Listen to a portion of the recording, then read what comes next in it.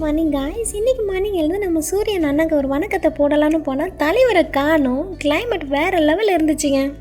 அப்படியே ஷட்டரை மூடிட்டு குக்கிங் பண்ண ஸ்டார்ட் பண்ணிட்டேன். இன்றைக்கி பிரேக்ஃபாஸ்ட்க்கு பொங்கல் அண்ட் சாம்பார் தான். இவங்க 2 பேர் இருந்தால் அப்போ கண்டிப்பாக தங்கச்சி வடையும் இருக்கணும்ல, அவங்களையும் சேர்த்துக்கிட்டேன்.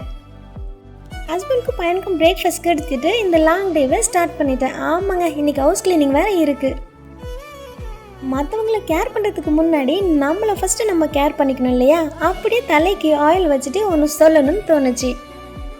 லைஃப்பில் எதுவுமே ஈஸியாக கிடைச்சிடாது.